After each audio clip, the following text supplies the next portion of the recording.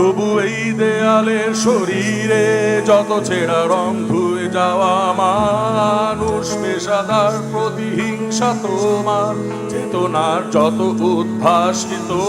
আলো রং আকাশে মত নকশা,